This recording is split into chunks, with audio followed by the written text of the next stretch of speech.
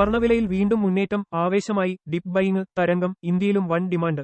സ്വർണവില വീണ്ടും കുതിച്ചുകയറ്റം തുടങ്ങി. കഴിഞ്ഞ ദിവസങ്ങളിലെ വിലയിടിവ് മുതലെടുത്തുള്ള വാങ്ങൽ താൽപര്യമാണ് ഡിപ് ബൈയിങ് പ്രതികൂല കാലാവസ്ഥയിലും സ്വർണത്തിന് തിരിച്ചുകയറാനുള്ള ആവേശമായത്. രാജ്യാന്തര വില ഔൺസിന് $110.81 വർദ്ധിച്ച് 4493.79 ഒരു ഘട്ടത്തിൽ 4352.81 വരെ ഇടിഞ്ഞശേഷമാണ് കരകയറ്റം. ഇതിന്റെ ചുവടുപിടിച്ച് കേരളത്തിൽ ഇന്നു രാവിലെ ഗ്രാമിന് 230 രൂപ ഒറ്റയടിക്ക് കയറി വില 13,575 രൂപയിലെത്തി. 1840 രൂപ വർദ്ധിച്ച് 1,80,600 രൂപയാണ് പവൻവില. ഇറാനും യുഎസും തമ്മിലെ സാധ്യത മങ്ങുകയും ഇറാന്റെ ആണവ കേന്ദ്രങ്ങൾക്കുനേരെ ഉൾപ്പെടെ യുഎസ്-ഇസ്രയേലി സഖ്യം ആക്രമണം നടത്തുകയും ചെയ്തത് സംഘർഷം കൂടുതൽ കലുഷിതമായേക്കുമെന്ന സൂചനയാണ് നൽകുന്നത്. ഇറാൻ പ്രത്യാക്രമണവും തുടങ്ങിയിട്ടുണ്ട്. ഇതിനിടെ ഹോർമുസ് കടലിടുക്കിൽ ചൈനയുടെ കപ്പലുകളെ ഉൾപ്പെടെ ഇറാൻ തടഞ്ഞതും ആശങ്ക കടുപ്പിക്കുന്നു.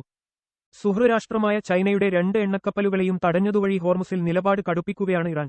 ഇറാന്റെ നടപടിക്ക് പിന്നാലെ രാജ്യാന്തര എണ്ണവില ക്രൂഡ് ഓയിൽ കുതിച്ചുയർന്നു. എണ്ണവില ഉയരുന്നത് പണപ്പെരുപ്പം കൂടാനിടയാക്കും. ഈ സാഹചര്യത്തിൽ സ്വർണവില താഴേണ്ടതാണ്. എന്നാൽ കഴിഞ്ഞ ദിവസങ്ങളിലെ വിലയിടിവ് മുതലെടുത്തുള്ള ഡിപ് ബൈയിങ് തകൃതിയായതോടെ വില കൂടുകയായിരുന്നു. കരുതൽ ശേഖരത്തിലേക്ക് കേന്ദ്രബാങ്കുകൾ വൻതോതിൽ സ്വർണം വാങ്ങിക്കൂട്ടിയത് വില കൂടാനൊരു കാരണമായി.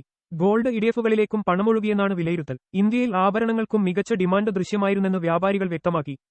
കേരളത്തിൽ all Kerala gold and silver merchants association AKGSMA 18 carrot സ്വർണത്തിന് ഇന്നു നൽകിയ വില ഗ്രാമിന് 190 രൂപ ഉയർത്തി 11,215 രൂപയാണ്. വെള്ളിക്ക് ഗ്രാമിന് 5 രൂപ ഉയർന്ന് 245 രൂപയായി.